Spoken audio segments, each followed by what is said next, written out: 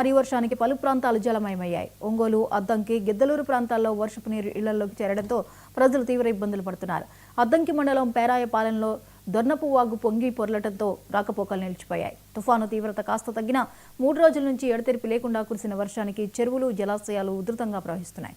దీంతో లోతట్టు ప్రాంత వాసులు భయాందోళనలో ఉన్నారు. లోతట్టు ప్రాంత ప్రజలను అధికారులు పరామర్శిస్తూ సహాయక చర్యలు చేపడుతున్నారు.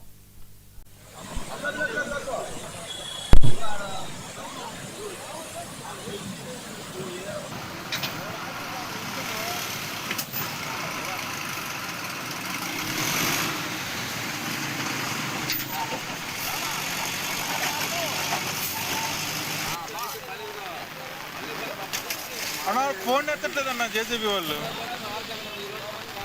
తుఫాన్ అనేటువంటిది తీరం దాటేటువంటి ముందు నుంచి కూడా నిన్న ప్రొద్దుటి నుంచి పడుతున్నటువంటి భారీ వర్షాలకి గిద్దలూరు నియోజకవర్గంలో వాగులు, వంకలు, చెరువులు అన్నీ కూడా ఉధృతంగా ప్రవహించడం కానీ, చెరువులు నిండిపోయి అలుగులు పారడం కానీ జరుగుతూ ఉంది. ఒకటి, ఇప్పుడు ఈ సగిలేరు దగ్గర ఉన్నాము. మేమంతా కూడా ఈ సగిలేరు దగ్గర ఉన్నాము. సగిలేరు ఇప్పుడు దాదాపు 12 నుంచి 14 అడుగులు ఎత్తులో పారుతూ ఉంది. మరోవైపు వర్షానికి ఒంగోలులో నీట మునిగిన ప్రాంతాలను మంత్రి బాలా వీరాంజనేయ స్వామి, కలెక్టర్ రాజాబాబు పరిశీలించారు. జవహర్ నగర్లోని నవోదయ స్కూల్ను సందర్శించి విద్యార్థులకు ఇబ్బందులు కలగకుండా చూడాలని ఆదేశించారు. ప్రభుత్వ అప్రమత్తత వల్ల ప్రాణ, పశు నష్టం జరగలేదన్నారు మంత్రి. పంట నష్టం అంచనా వేసి రైతులకు న్యాయం చేస్తామని ఆయన స్పష్టం చేశారు. మనకి వర్షం పడుతూ ఉంది.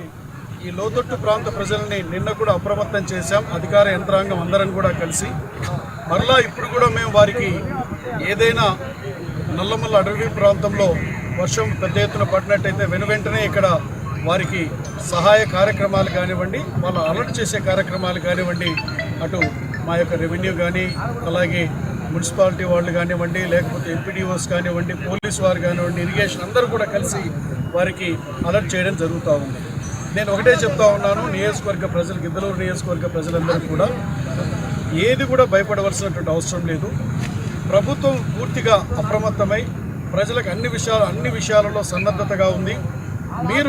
మేము తెలియచెప్పిన వెంటనే ఏదైతే షెల్టర్ జోన్స్ ఏర్పాటు చేశామో అక్కడికి మీరు తరలి రావాలని మీకు విజ్ఞప్తి చేస్తూ, ఏది ఏమైనా ఈ వర్షాలకు నియోజకవర్గంలో ఉండబడినటువంటి అతిపెద్ద చెరువు, ఏషియాలోనే ఒక పెద్ద చెరువు అయినటువంటి ఖమ్మం ఈరోజు అలుగు కూడా బారుతూ ఉంది.